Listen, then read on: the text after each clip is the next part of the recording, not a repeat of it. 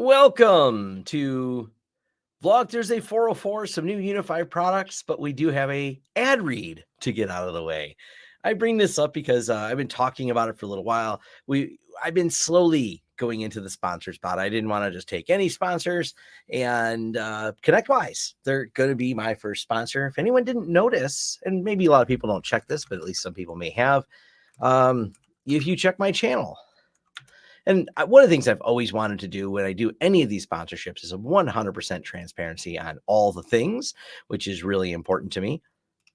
It just makes for a better relationship with you, the audience, and the sponsors, and everything else. But there's a little bit of rebranding we got going on here, and it's a temporary rebranding based on the sponsorship. All we did was say Lawrence Technology Services Cybersecurity Awareness Month, sponsored by our friends at ConnectWise, and that's pretty simple. I'm actually doing a webinar, and I think I have a Matt Fox who will drop a link in there. We'll drop a link in there and talk a little bit more about the webinar. I have a page for it too. Let me pull that up. I'm a little under the weather, so sorry if there's a little delay in myself. I have a slight cold, and it's been on for a couple days. I got it when I was at the GurCon event, I think. But yeah, part 1 of 4 series, Unlocking Cybersecurity Conversations with Clients. I'll be doing this October 4th at 11 a.m. And yeah, it's going to be kind of cool. Should I add the Matt Fox?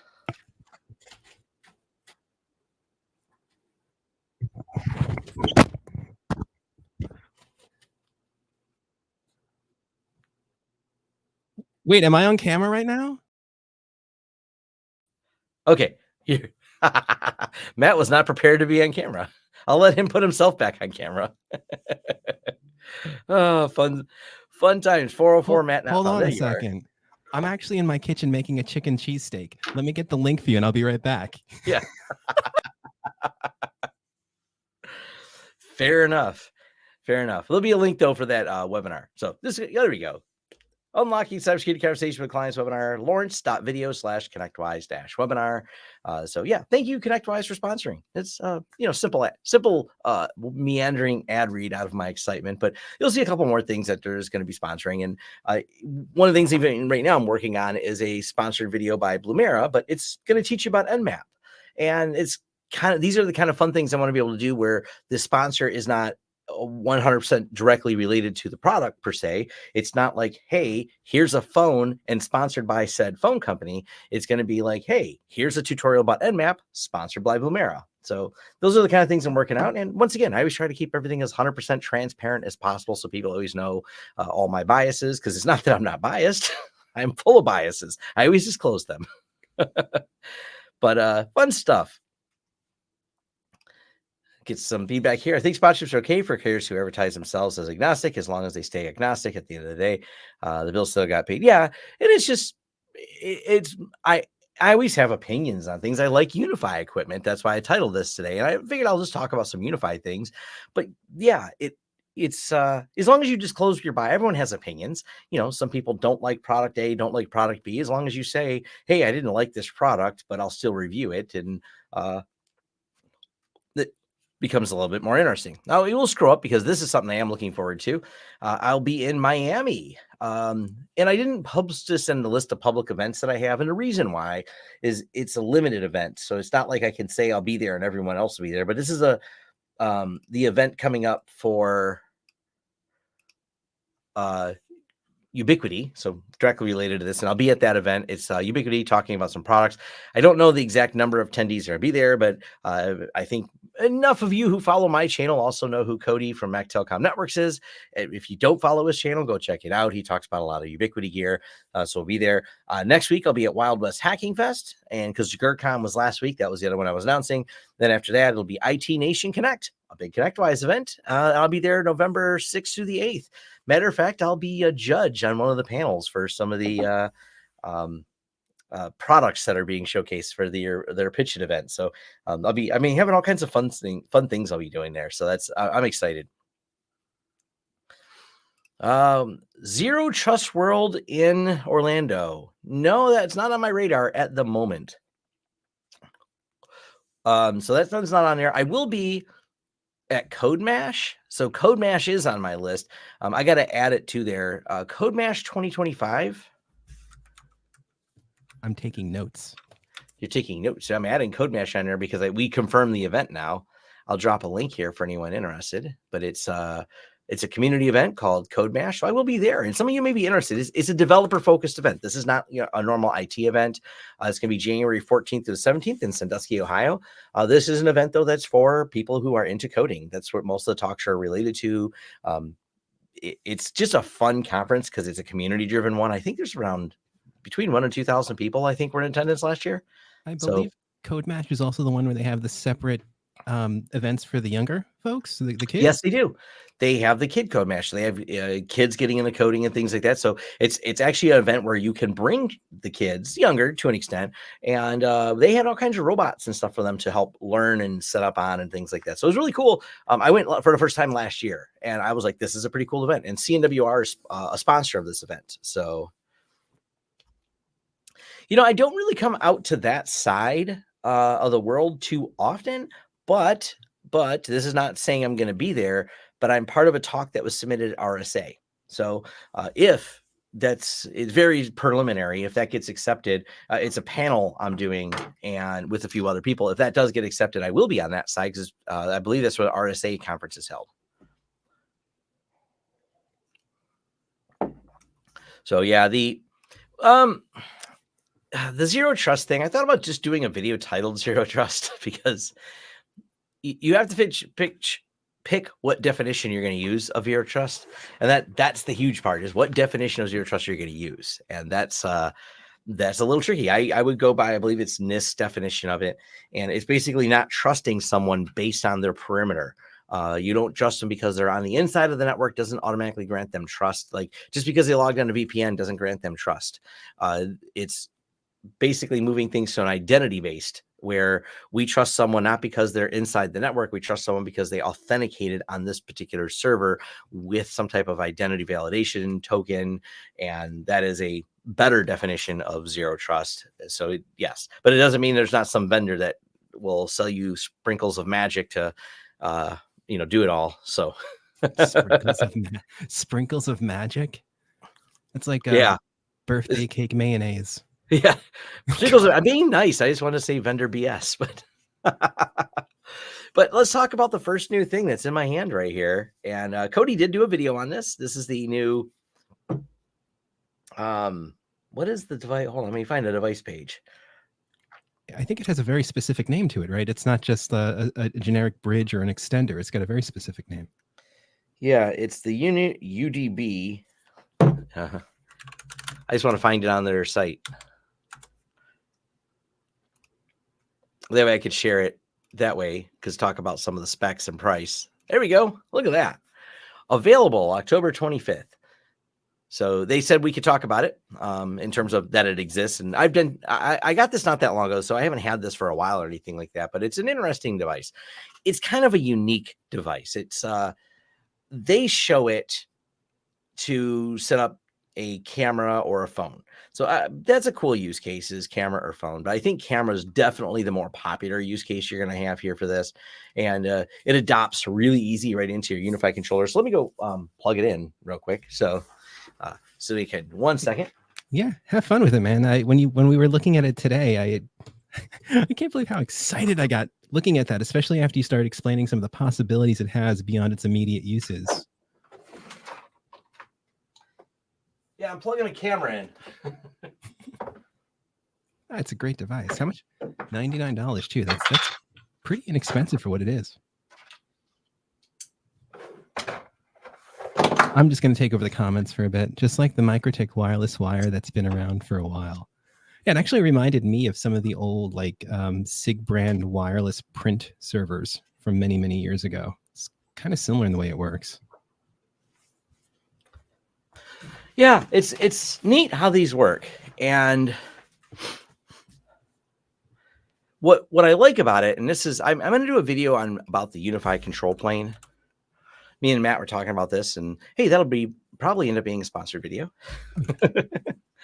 And not sponsored by UniFi, like just me. It's going to be a lot of explainers of why the UniFi control plane works the way it is and why that matters.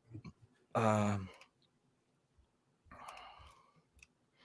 wait for it to wake up. Well, get connected. It's already adopted. It just shows up as an adoption. It doesn't have many options. It's actually a dead simple device. But that being said, it's kind of cool.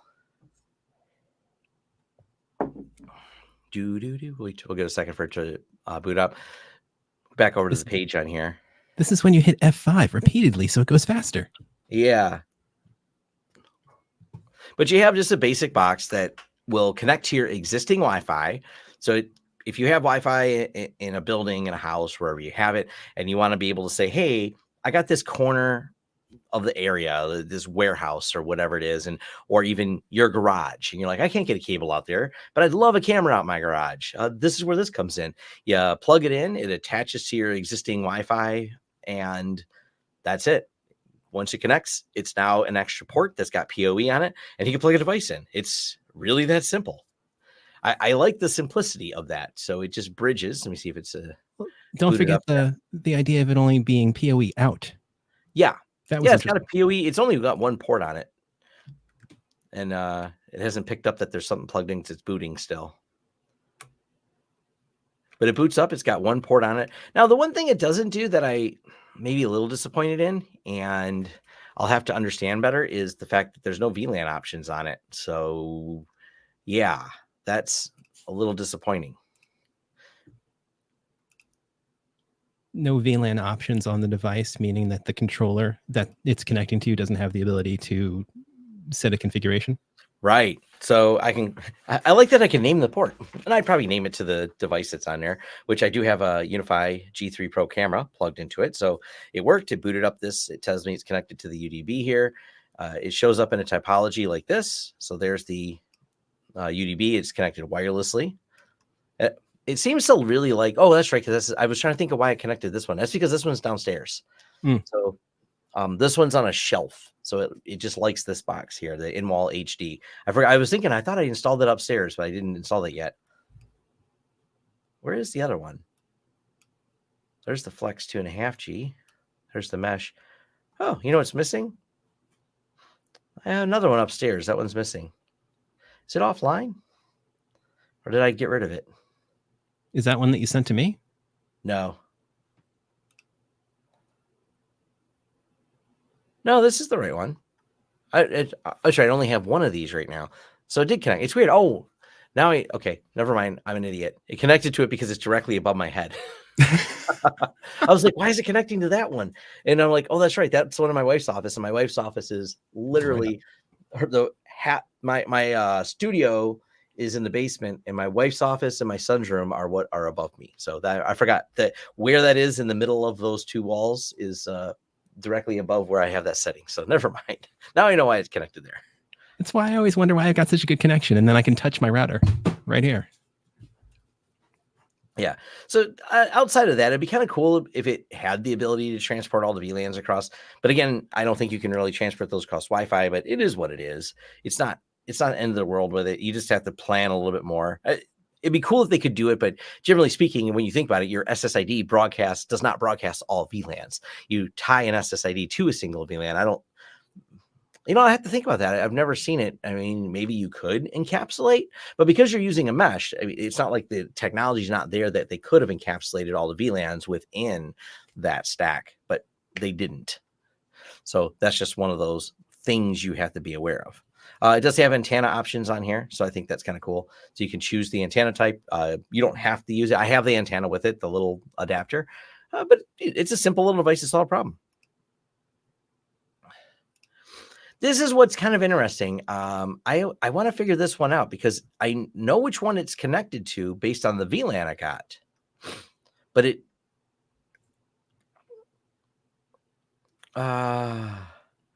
yeah, I don't. That is a good question. I think you may have to. That's one thing I didn't figure out. I'll have to ask them about this because I was wondering that same thing. It connects to my first Wi-Fi network, and I don't know why it only connects to that network. It doesn't ask me which one. It always connects to that one. So I thought that's kind of interesting too. It doesn't decide which one. It grabs the first one, and maybe that's what it does automatically. It always grabs the first one, as opposed to the one with the strongest signal. Yeah. Yeah, well, they all this it's each one of these devices because you can choose which access point it connects to, but it's the SSID. I have multiple SSIDs, and if you had a camera SSID, how would you force it to that? That's a good question that I don't have an answer to right now. I was thinking about that earlier, though. That's why this is not a review. The product got released today. I only got it the other day, so I haven't really had time. Other than I plugged a camera into it and played around and said, "Hey, look, it doesn't fail." Props, right there. I don't know if it's going to have as much of the distance as the UISP stuff. That's the one thing, comparatively speaking, it doesn't have the same amount of reach. So that is going to be a challenge for some people where if you want something far away, yeah, that's going to be maybe less ideal. The range is going to be limited to, it's got a high gain antenna. And if you're using a long range LR, that's one of the tests I want to do is I have one of the LR devices. I'm not going to get up and get it. It's just out of reach. I can't quite, it's all the way on the other side of the room. And there's another comment here saying the Pro version's listed as 5 kilometers. Yes. That's wow. The Pro version's on its way. I got the tracking number for it, but it hasn't arrived yet. So I'll probably do a review of both at the same time so I can combine the reviews because they're similar devices. And once I get the Pro version, and there could be, and this is one of the things with Ubiquiti, there could be some firmware updates that give more control. So that is a UniFi cameras can use the app to select the SSID, but it doesn't with these. And the reason why is the camera itself now, it's just attached to this. So the camera's attached to this and gets it. And I know what IP address the camera got, so I know which VLAN it's on. So it doesn't seem to be an option. Now you can, if you get Wi-Fi cameras, select the SSID in the camera. That is something you can do. They do have cameras that are already Wi-Fi, but the Wi-Fi cameras are nice, but not as high end as their like G3 and G4 Pro ones. So I had some interesting conversations though. I've been talking to Ubiquiti people more because a couple things about them, and this is what kind of things I want to bring into the audience. So I'm in two worlds. I'm part of their creators program, which means they give me some stuff, and I talk about it on the channel here, and all opinions are my own, even though they sent me something like the little 2.5 gig switch, which I thought was really cool. That way I could review it. And people are complaining it's out of stock, but that's actually one of the advantages of being in the creator program is I get a couple samples of something. And I'm also in some of their earlier programs because I'm among the people, and they have a lot of people they do this with, is they select people that use their equipment, such as myself, and we give them feedback before the product's released. So, some of these things, this is actually released so I can talk about it, but there's other things I have that I can't talk about. But as I find like, hey, this would be a cool feature, I fill out surveys and suggest to them and then email back and forth to people. Ubiquiti's doing a great job listening to the community. It's something we talked about a long time with them, and they've done a great job of turning it around. So I shout out to them. It's their firewalls. They've been on a code sprint for getting new features and all kinds of fun stuff. And I'm still testing where to go, because I know people have been asking about this. I've been working on a longer review. I just gotta hold on. I gotta log into the one I can show people. Where did it go? Is it this one? I feel it's this one. Let me make sure. I gotta make sure I'm showing things that are not under NDA because they're not released yet. This is released. There we go. And share this tab instead. Go to the main page. There we go. The EFG. So I've still been running and testing this. Got a bunch of different things and fun stuff. Got the TV connected to it. Hold on a second. What was the name of the TV? Okay. All right. Wait, is that a Doom joke? Is it the maybe BFTV kind of? I was gonna call it the BFTV.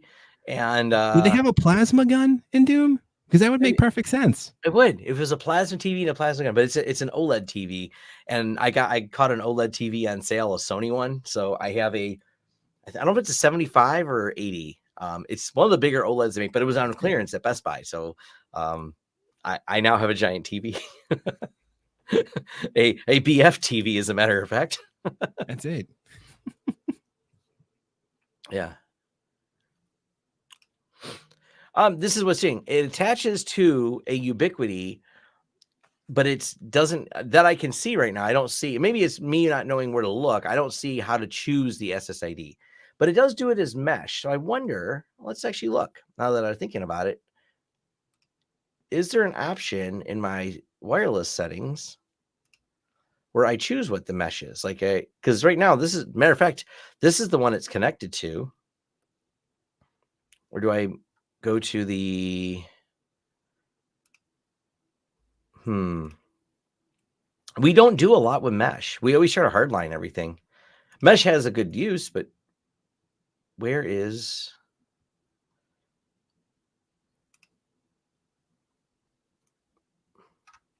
Yeah, I don't see anything in. Yeah, I'll have to look at this to see if there's somewhere that I can see the mesh specifically, because maybe I wonder if I can choose that in the mesh settings, but I don't see them to like it's on and off for each network. You can turn meshing off. Well, let's make that a part of the review. I mean, to be Yeah, honest, it'll be one, and that's why I usually take a little while to do my reviews, because that I'm trying to be much more thorough on there. Well, talking about thorough, I'm looking at this, and you used the word garage before. Now I'm thinking like, yeah, you know what? I could actually use one of those in the garage. So now I'm more interested in how it works, and I'm going to finish getting those APs you gave me up in place, because the garage is a fun place to be, and I'd like to have a camera in there for monitoring reasons. So yeah, let's get into that next week. Let's see. Is there anything in advanced? Huh? Maybe Cody knows. And there's some spot where you set what, whether you don't just set whether or not you can mesh. Because if you turn meshing off inside of UniFi, you actually can use more SSIDs. I think I've covered that, which is kind of interesting, because you can only use 4 SSIDs. But if you turn off meshing, you can use those extra antennas on there to broadcast more SSIDs. Kind of cool. So I know that's a feature. But I don't see anything about specifically the mesh in here in terms of band, hide Wi-Fi name. Do you mind if we bring the screen back up, or do you have something confidential on? That's what I'm doing is, okay. There might have been something confidential. All the jokes I send you all day. No one needs to know about those. Yeah. I just hit those. Let's see. There's nothing. Huh.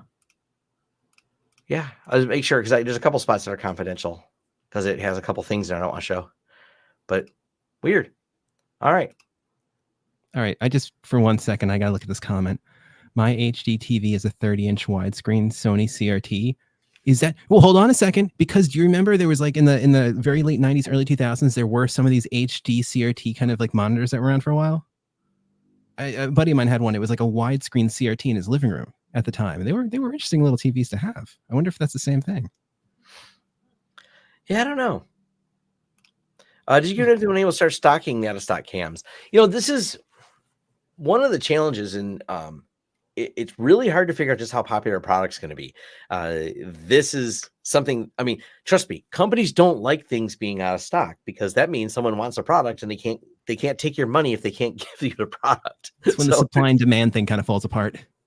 Yeah, it's one of those things. Like, I know people get mad at them, but it's not easy to manage supply chains when you have popular products. That's just the nature of it. Like Apple, for example, for the first time has seen, my understanding from following up with the latest Apple releases, I've seen a lot of news about it. They have too many. So Apple, but they're $1 trillion company, obviously, they've been able to meet demand. But even with them meeting demand, there's lines and things like that. The demand was really high on whenever a new iPhone was released. This is the first time there wasn't as high of demand. It seems like their latest iPhone release was a lot less popular. Or at least that was my impression from some of the people that were doing the news stories. I mean, we've got 15 years of iPhones under our belt at this point. 2007, something like that. It's more than 15. Wow. Yeah, I remember those Sony Vegas, man. Those are beasts. I actually have I think it's a Panasonic in my basement that's Xbox branded, and it has like some of the extra hookups in the back. I want to bring that out one day and have some fun with it. Got to play some Duck Hunt. You did that for people. I blow my nose. Hey, it's real. Running. This is what happens on a vlog. Yeah, it's a live stream. So, I mean, just because I have a little bit of a cold, it's been like this for 2 days. It isn't good news. It's not getting worse. Bad news, it's still here. It's driving me crazy. So I do this sometimes. I'm popping my ears. There we go. Someone's on an iPhone Pro 12. There you go. You know, Yeah. I think everyone's gotten used to buying these things every single year. I used to work across the street from an Apple store in New York City, and it was always a fun thing to watch how long the lines would get around the blocks and stuff like that. Yeah. The demand for them is really wild. Oh, this one's Oh, yeah. offline. I gotta plug that one back in. This one's great though. The one I reviewed yesterday, the review is really popular. And look, it's got a XCP-NG machine connected to it. It's got the B-Link connected to it. I like this, and it passes all the VLANs. This was really cool for this little switch to be managed at $49 with 2.5 gig ports. I know it's out of stock, but there's a reason. It's because it's $49. But the form factor of it's nice too. It's so compact. And I mean, I think you haven't gotten them in the mail yet, but I printed out like 3 or 4 different kinds of wall mounts for the thing. And they look really nice and clean. You've got the USB-C connector in the back and you're good to go.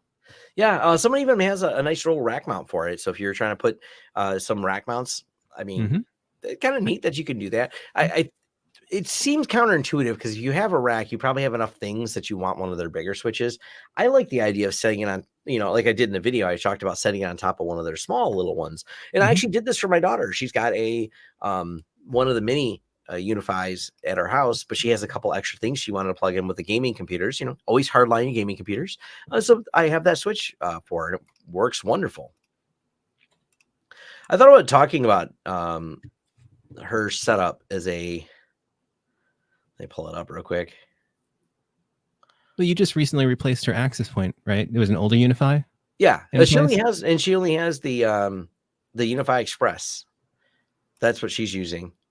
Is that this is the one at my daughter's, and yeah, she's got just a Flex Mini, and there's only one computer on right now. But the extra, because the UniFi Expresses only have one port on them, so one in, one out, which is fine. It's just her and her fiance live there at their house, and they have a couple gaming computers they got plugged in. So that's what's. It's funny because I think he's got his laptop and she has her desktop, but when desktops go to sleep, you can tell they're in sleep mode because they go down to 100 meg on sleep mode. Not everyone knows that. I've had people say, why is it 100 meg? I'm like, it's sleeping. If you put a computer in sleep mode frequently, they change their connection speed down to 100 because they're listening for wake on LAN. So they don't disconnect. That's why you'll still see a link light on computers when they're in sleep mode. You were the Mr. Wizard of IT. It's ridiculous. Yeah. I'll be tempted one of my parents, but I'll have to route over VPN. Yeah. With option 43. Yeah. The option 43 thing, maybe I should do, because that'd be a 5-minute video showing people how to set that up. It's really easy to do. And I referenced it in the other one. It's so simple. It's like, it doesn't, I don't know if it needs a video, but maybe it does need a video where I talk about what option 43 is. That's one of those videos I can just bang out really quick. Wait, what is option 43? Ooh, it is the option that UniFi chose as I believe. Hold on. Wait, is there an option 42? Wouldn't that be great? Because is this a Rule 43 reference? No, it's not. Option 43 is known as a vendor. It's VSI, vendor specific information. A vendor specific option allows DHCP servers and client exchange configuration information. So it is just an extra thing for certain vendors to put a piece of information there. Oh, it's identifying. Okay, like a human interface device may have an identifier that's human readable, so you understand what it is when it's plugged into a computer. This is explaining to a switch what is connected to it. You sneezed yourself into mute. Sneeze myself into mute. You can actually go, and we'll pull this up real quick here because we'll show it on my PFSense where I have it set up. So we have custom. What's the custom option? You can do this in PFSense. There's a lot of different THCP options. So each one of these options in DHCP actually has an option number to it. Option 43 is vendor specific information. VSI is the term it's called. We have it set to be a string, but these are the options. You can do it. And it is a hexadecimal string. For those who want what that hexadecimal means, 192.168.3.6. Now, here's what's kind of cool. Let me switch over and pull up a website that'll explain option 43 and how it works with UniFi, because a lot of the companies use it. Ruckus, I think, has an option to use it. There we go. This is the site. I like the way they did this here. So if you go to this site here, and let's just drop a link for people. This is also referenced in my other video. Oh, Corey's are definitely more on top of the network engineer here. Option 42 is NTP server. So Corey is absolutely right, but we have more of a universal answer on this one as well. yes. Oops. Mhm. Yeah. But what we have here is, and I like the way they did this. So this explains to you what's going to be in the payload. And then what we go here and do. I like how they didn't bother saying 0x is how you start a hexadecimal number. Like they have every other little section there, but not this is what indicates it. Yeah. And what you can do is, here's the option. Here's the value you need to put in. And if you change these, and I refresh it, see how it changes the last octet there. We want 6. So there we go. And then this is the string I put in. So if you look at that string and we go back over to my pfSense, you can see there's the string I've pasted in there. So you just paste it. Now it can be a public IP address, by the way. I have a VPN back to the office. So if you were looking at my UniFi network, where did it go? Too many tabs. Pull up Tom's UniFi network over here. You notice I'm at the 172 range for things. So that's the subnet I'm using is a 172 range. Don't use that range, by the way, unless you know what you're doing.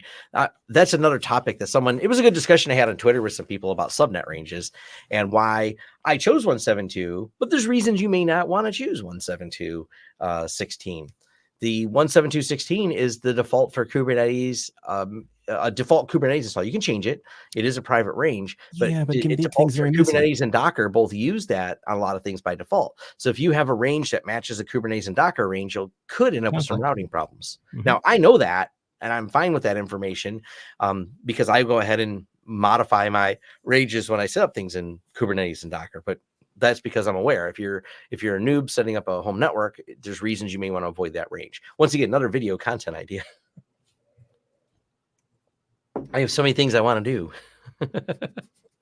So much space for activities. Although I will say I like the IP ranges thing because that'll be a little bit of a refresher for me. So I'm going to have questions that we're going to turn into content. Yeah. It's one of those things. I mean, we all know about the 192 and 168.1s, and then you have the 172s, and you have the 10 dots. So all your RFC 1918. But I also use some of the CGNAT ranges. Those are kind of fun when I'm setting up in my lab, my section for firewalls. I always like to give my firewalls CGNATs, and it just looks cooler. And I like when people go, Tom, you expose your public IP address. I'm like, no, the 100 dot addresses are CGNAT. So CGNAT ranges are kind of cool. I got a class A to steer away from 192s. Yeah, I mean, 192s are fine as long as you don't use 192.168.0 or 192.168.1. Those are pretty much the most common ones. What you run into is a lot of home users have it. Let's say you're setting up a business network. Well, then you'll find out that the business network will have VPN problems if a home user has an overlapping thing. So if they have a printer that's on their network, the VPN sets the route priority higher, generally speaking. So they'll route over to your network. But if they also have a local printer, because the route priority is higher and the subnets are the same, all the traffic goes over to the network and not over to the printer. And for like an IP printer, that's one of those little things that gotchas that the technicians sometimes those are early gotchas. In fact, my machine, the network here is 192.168.122. Because I knew that wasn't in conflict with any of the subnets of the network I worked on like 15 or 20 years ago. And it just hasn't changed internally because it hasn't had to. Right. In fact, my first network I ever worked on was 192.168.158. It's weird how those things kind of stick in your head. But never going to forget that. Yeah. Is there known reserved IP space for bandwidth testing? There's nothing reserved for. You can test on whatever you want. CGNet range is good for VPN because random conflicts of various local networks, hotels and such. Yes, that's true too. WireGuard being unable to work with overlapping IPs is the bane of my existence. Yeah, I mean it can be a challenge. There's no doubt.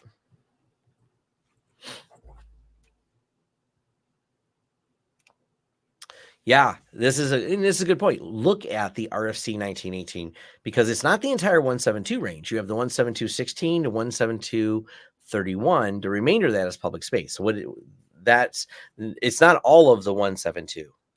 And it's not all the 192, the 192.168. We should pull up RFC 1918 to talk about it. I'm hearing the instructor from my original MCSE courses like 20 years ago scream variable length subnet masking into me. He used to do that all the time. He'd scream it all the time. I feel like I'm getting that right now. This is cool. Yeah, there's. Well, we were doing this internally. Here we go. So 10 is a /8. That's your biggest one right here. So all your 10 dot stuff is that. Then we have 192.168, because this is what confused people. There'll be a 192.16 or 167 or something else. And I'm like, yeah, that's not private. For a while there, I used to think this was a lot of people, and maybe tell me, and someone can correct me. I was never a Sonic Wall installer. I never liked them that much, but I used to run into a lot of Sonic Walls that were 192.168.168. Yeah, that was. If you heard me before, I said that the local network in my first job was 192.168.158, and that's because when I started putting in Sonic Wall 2040s, things got really weird. Yeah, that's the exact reason. Actually, I think I have a photo of this network uses. Oh yeah. We just had to fix a client that was using publicly routable internal IPs. Matter of fact, what's funny is there's people who do it for a long time and never have a problem until suddenly, because in the early days, if I'm using an IP range, even though it's public, but no one else is using it, I generally don't run problems.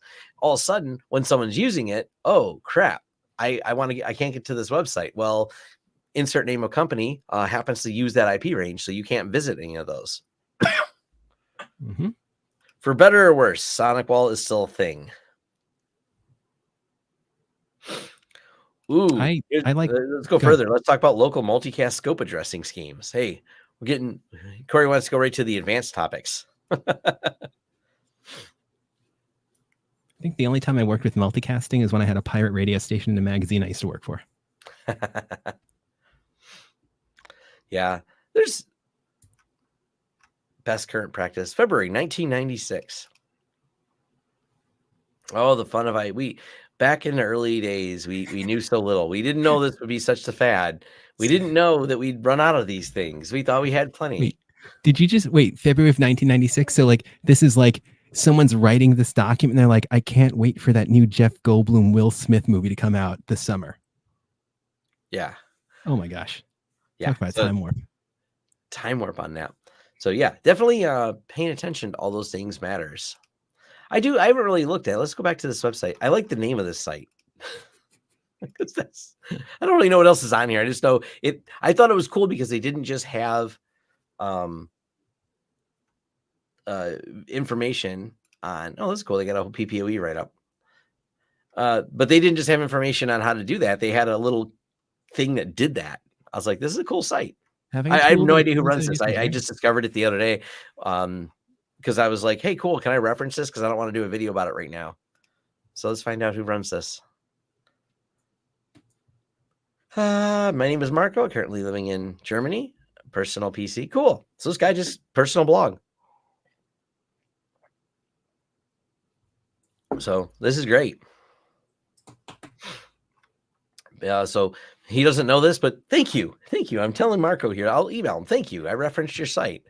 Hopefully you have many hits for your site because you did a great job on this. And just really quickly, not to interrupt, but Tom, I just want to let you know I took a note, so I'm going to reach out to him myself because I think that goes into the November newsletter. Yeah, hey, if you want to sign up for the newsletter, there's a QR code on the screen right now. Yes, I should promote that more. In fact, do you want to bring up the October newsletter really quick? You could show off a little bit. It was a nice one. Or let me see if I can get it. Yeah. Do your thing, and I'll get this in a second. Yeah, but definitely throw that in there. The other one that's going to be in there is that what is that site that I sent you earlier? The one where you walked around through the rooms in the surreal. Did I send you that? Room 586 or something like that. I can find that. Give me 1 second. I'll find that. That's one that's going to be in the newsletter. We put some fun things in the newsletter, like resources and stuff like that. Like I said, this site will make it in there as well. Give me 1 moment. I'll link you to this month, and then I'll find the other link because that is a very cool thing. You can get lost in that for hours. Yeah, that one's fun. You just walk around these surreal rooms. It's kind of like an isometric version of Where's Waldo, but Waldo's nowhere to be found. It helps you find yourself. All right. I just added a link to the newsletter into the private chat feed if you want to bring it on up. Okay. Yeah, that way you can scroll as you explain. It's weird when someone else. Oh yeah. Let's do that. Share this tab. So we can pull and show you. This is what the newsletter looks like. We have one of the things we're going to work on, and Matt's going to do it. I've elected him. Someone asked about just having an RSS feed. I don't have a problem with that. Some people say I don't want to actually subscribe to your newsletter. I just prefer an RSS feed. Cool. I just want to get the information out there.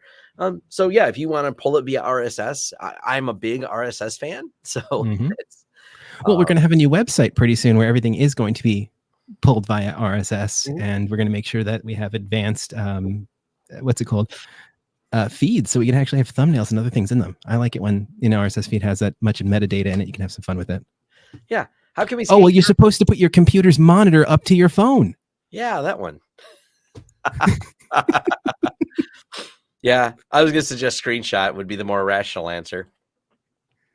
Or you can go to lawrence.video/newsletter at any time. Yep. Lawrence.video/newsletter will get you there. If you can, hey, I will be voluntold anytime there's a paycheck. Yes. So Lawrence.video/newsletter will bring you right to the page that you want to be at for that. Absolutely. I should load these up. I'll get copies of these. Remind me, you know what? I will run these as part of my end roll. So yeah, absolutely. Yeah, we'll do that. We have them here in the live stream, so we can put them on the end roll so more people know about it. So yeah, and also really quickly, floor796.com is the site we were talking about. I just added that as a banner here. If you want to pull that up, that is so much fun. Floor796.com. Oh yeah, this one. Oh, this is beautiful. This is the one from before. Take this down. There you go. I mean, we got Dalex, we got Scooby. Watch out, gang!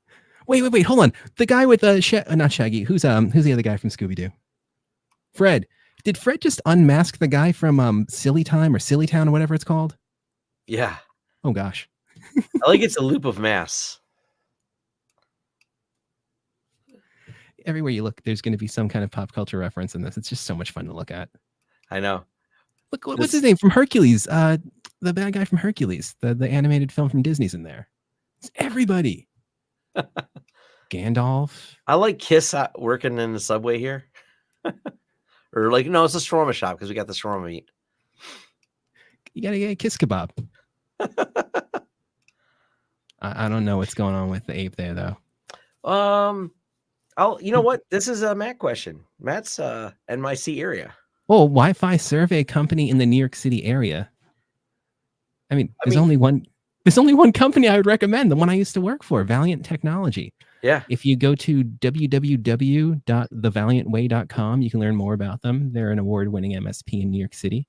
You don't have to bring their website up. It's not the one I designed, so it feels weird to share one off. But Valiant Technology is a fantastic managed service provider. We've done tons of Wi-Fi surveys. I've been a part of them. They use the Ekahau devices. Okay, yeah, so they have Ekahau there. And I can't go into clients, but some of them have incredibly large wireless networks. Some of them are unfortunately blocked by things like, I think, naval signals on certain rivers. Like on the, I guess it would be the East River, where we had some trouble that we've fixed before. So the team there is really great at designing wireless networks, doing surveys, looking for where there are problems and building solutions. So thevaliantway.com. Yeah, easy to find. Yeah. This is the other one. Maybe I didn't share this with you. No. This is great.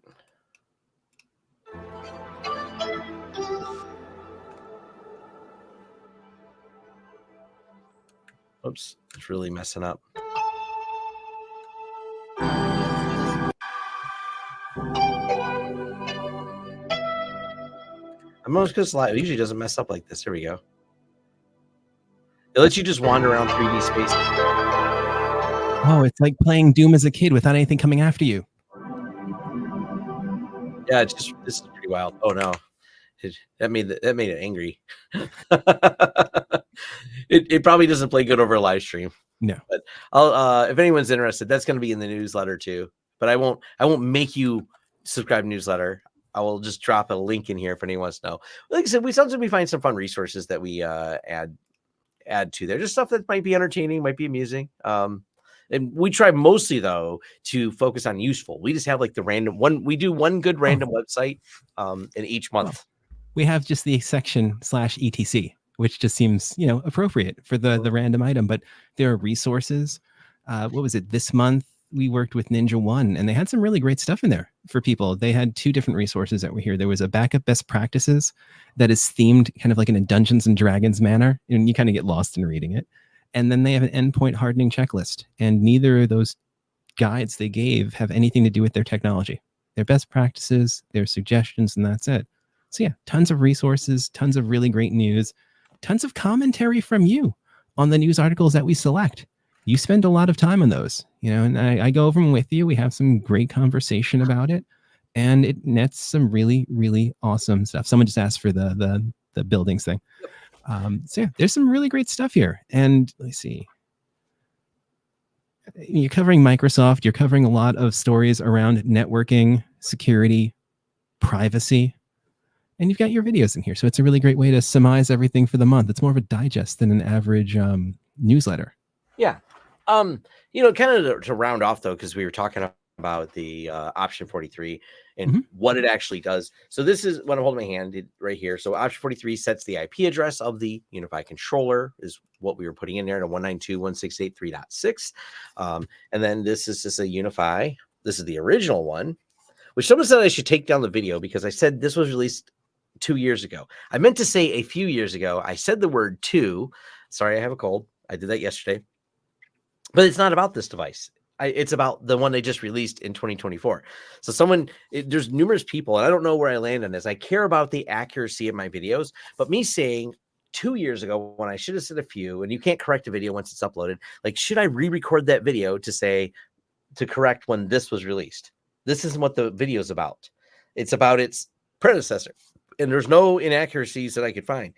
And when I did my spot checking of the video, I actually didn't think about my mention of this in the beginning and double checking the accuracy. Or in my head, I heard myself say a few years ago because I wasn't giving a date. Look, you didn't call it a football. Yeah.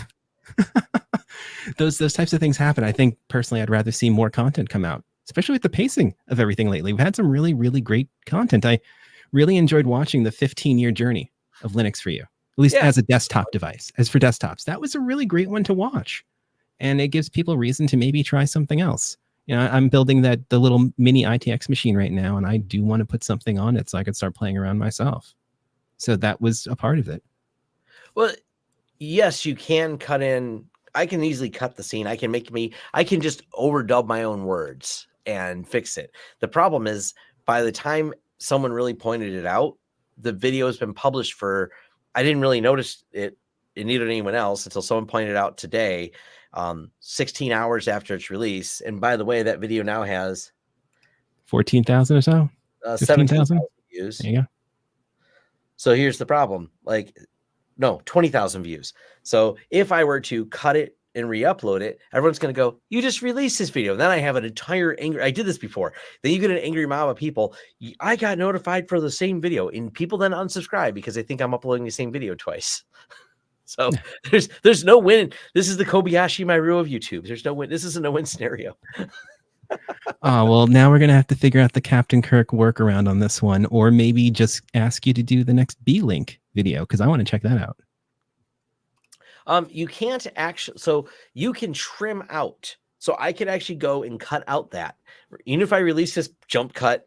It's a very crude tool. So yes, I could trim out a microsecond of me saying it very crudely, and it would just UniFi released, and it would just jump to a word, and you go, oh, the video glitched. So I have done that. I've just cut out a part, but it's hard because the YouTube tools are very crude for doing it. If you've seen how the online editor works, it's not pretty. I could probably, I don't know, that it's not worth me even pulling up logging into the online editor. Yeah. There you go. Not so much a disclaimer as an update. Yeah.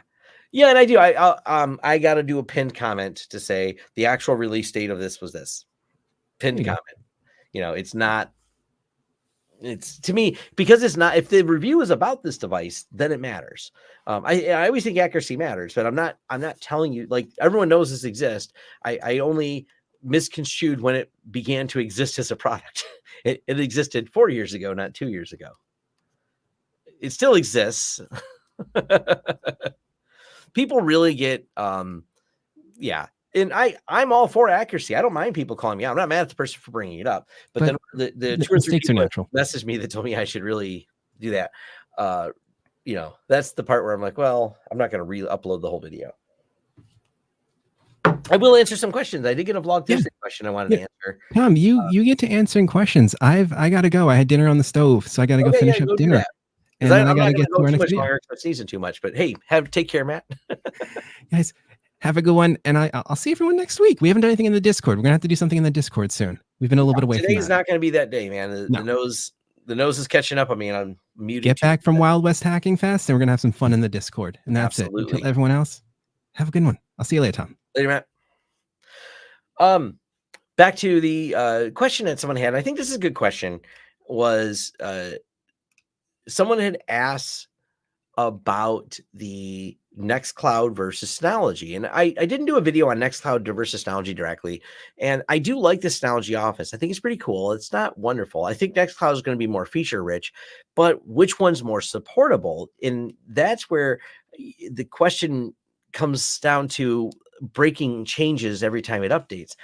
Nextcloud's great, but it seems like every so often throughout the time of Nextcloud, you do an update and everything falls apart on you. This is one of the reasons I have a hard time recommending Nextcloud, because I've done enough recovery work on Nextcloud where people have reached out because their Nextcloud instance exploded and an update broke it. They can't revert to the previous version, and now their data, one person had like 1,000 contacts. So it's like, cool, they had access, they understood how to get to the command line to get the documents, and that part worked, but they couldn't get all their contacts and calendar information. So I had to rescue and install. And it's not the first time I've done that. And it's a tedious thing, and it cost them some money of me poking around and getting Nextcloud up and running so they could sync their contacts out of it and get their calendar events that were really important to them. And of course, time is of the essence because they've now misplaced all what events they have to be at and when they got to be there because they relied on Nextcloud.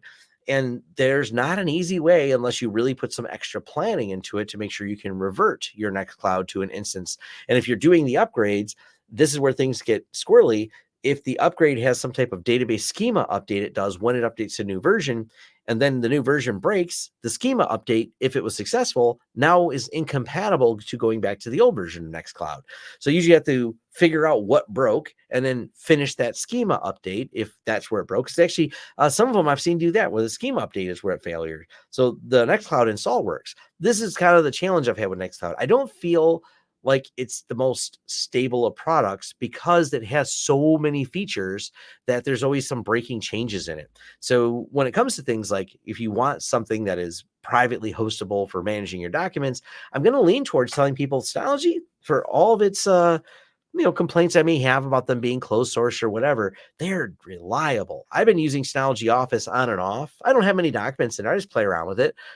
But I can never name a time it's broke in years. And I started using it a couple of years ago lightly, just keeping a handful of documents, personal documents in there.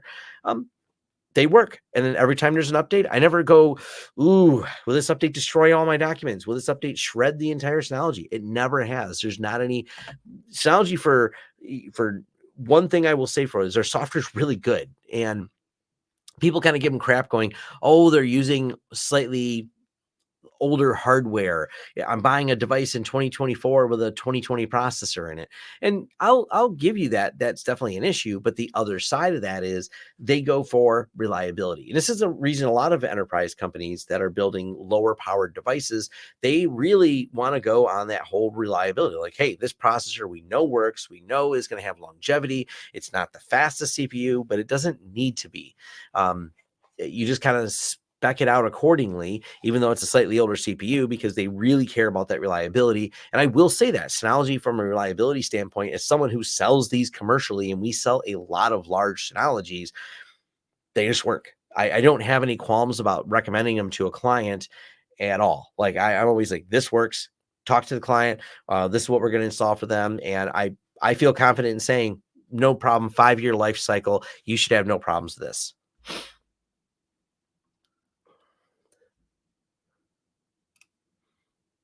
Synology, wonder what's the latest DDM.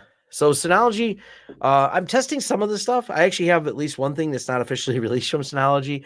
I work with them too, similar to I mentioned earlier about working with Ubiquity for things, and they've been pretty good. I don't really, the one person that probably does some of the best Synology videos, write-ups is, let me pull it up real quick. It's there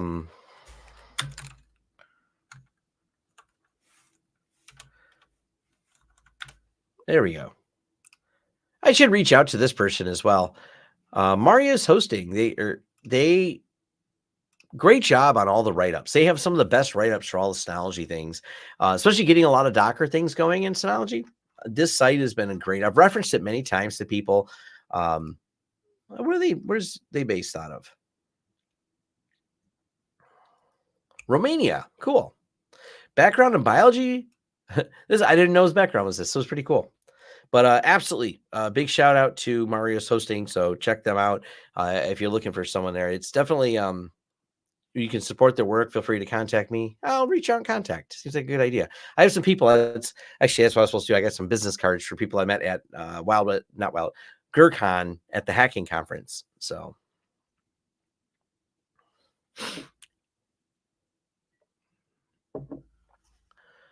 What else we got here? QNAP OS firmware updates. Updates always break jobs. Sometimes recreate the jobs is the only recourse. QNAP, same thing.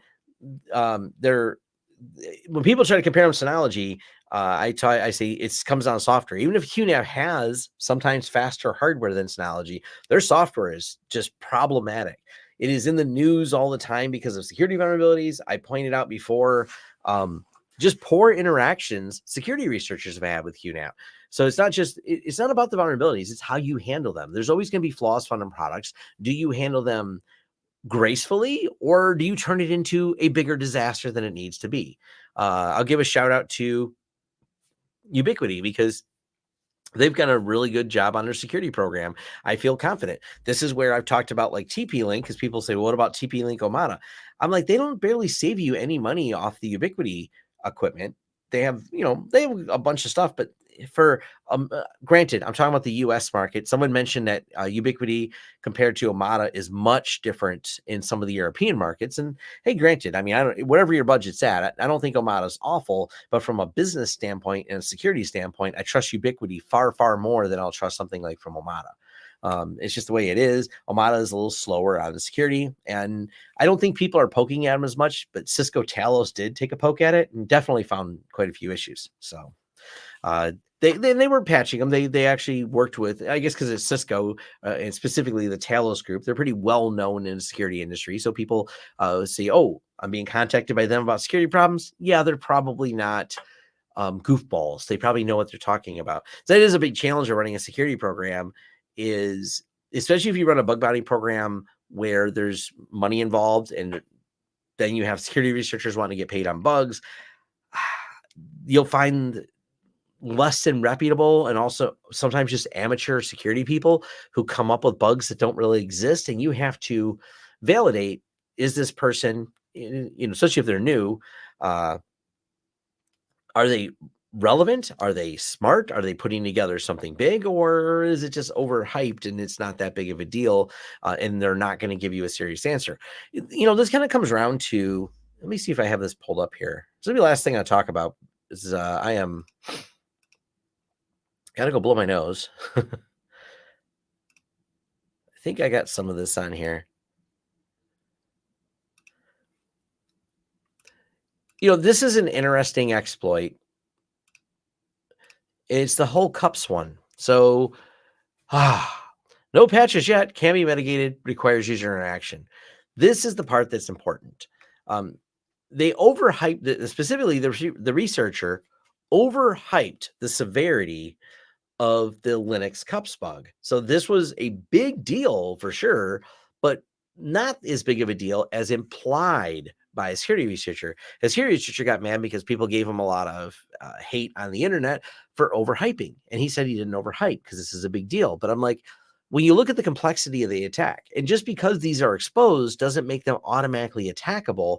Also, why do so many people have printer stuff exposed over the internet? I don't know. That's a different question. But it didn't turn into quite the apocalypse. So it's definitely something that needs to be patched. It's definitely a place at which some escalation could occur to achieve a goal of getting root on a computer. But to the other side, the complexity and the user interaction, it is a remote code execution, but does require certain interactions from the user. How many people are really spending a lot of time printing in Linux? It's not a common case, it's an edge case. So saying that this was going to destroy the world type thing, oh my gosh, is overhyping it. Now, I think they also kind of ignored the security researcher, and I don't really know the details as to why. So kind of a back and forth, and figuring that out can be really challenging with some of the narrowing down if it's a real bug or not a real bug.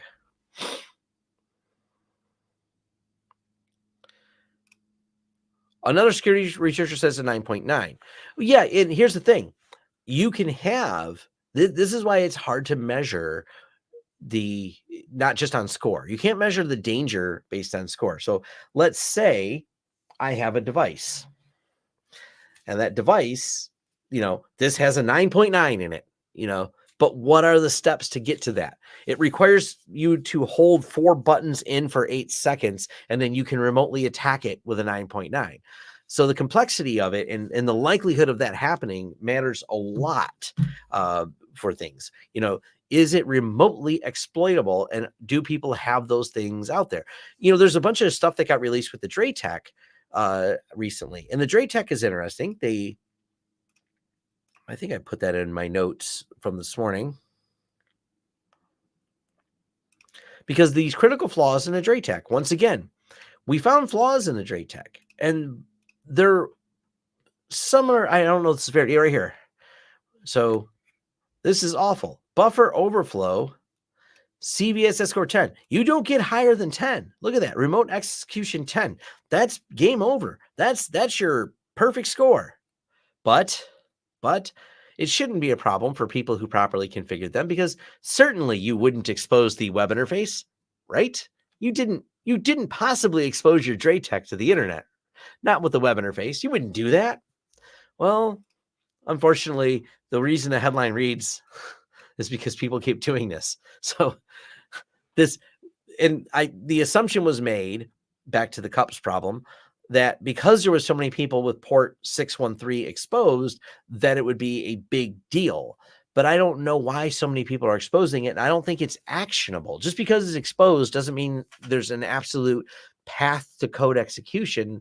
That it's not just the exposing of the port. Now, it sounds like this one is the exposing of it, but context matters. That's the biggest part about any of these that's really important, is understanding the whole context of it and not overhyping it. Let it kind of do its thing. The person kept teasing it for a little while, and when you overhype something and everyone starts watching you, and then you don't have the goods, if you will, people are going to go, nothing burger. Even though it is something burger. I don't consider it a nothing burger. It is definitely a problem in the cup system, and the updates did come out, but it wasn't the hair on fire. Log4j, that one was much more hair on fire.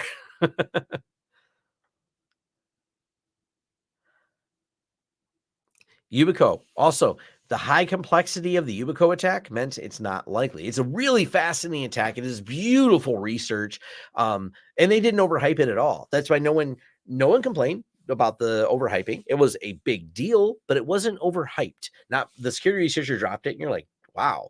But in the security researcher, people were very clear. To do this, you need some pretty fancy stuff. It's not using off-the-shelf techniques. It's not plug in, copy key. There's a series of things that have to happen. So yeah, I can't believe how many are on Shonen. Like, it blows my mind. But there didn't appear to be, to my knowledge, it's not overly actionable. So that's the problem.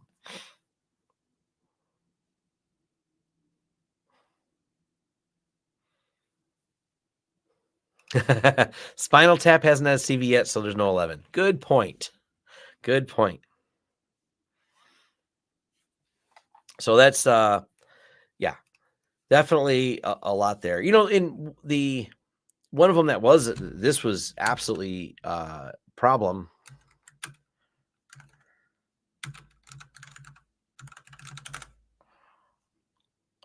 This was wild, and Huntress has a good write up on it. This one was a full 10 as well. All you had to do was this was called the slash and grab attack. If anyone's interested, this happened earlier this year.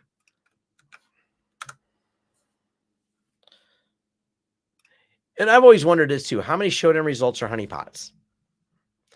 Hard to say.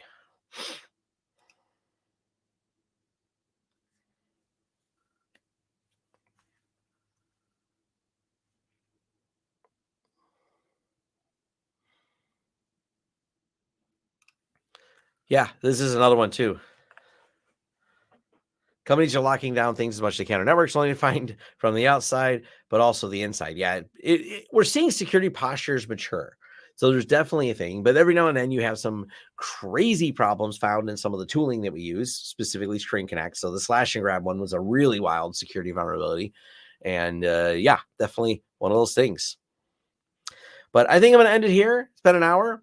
I got to go do some more sneezing. My nose isn't too red.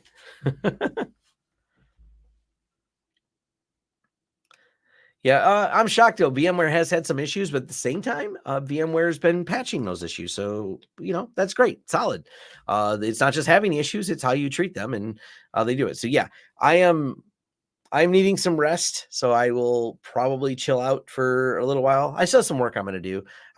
I'm kind of a workaholic to some extent, so I'll still keep working, but eventually I'll just kind of slide over onto the couch and do this and just kind of relax and chill out a minute. But thank you for all the kind words. Oh, I don't know if I disappeared or not. I can't tell. I'm going to give it a second here. I shut down my second computer, so I don't know if it caused me to blink or not. So there's a complicated setup between two computers and the relationship they have here. But thank you everyone for joining. Awesome for this 404. I'll do a full review because I want to answer that mesh question in a better way. I'm definitely interested in how that works. I'm going to wait till I have both of those UniFi mesh devices. So hey, subscribe to the channel, and yes, absolutely. Blinked for a second. Cool. I didn't know how long it was actually blinked for. So thanks everyone. Check out the newsletter, and thanks again for ConnectWise for being a sponsor. And they're going to be a sponsor for October here. It's been great working with them so far. So check them out, and everything else. Take care.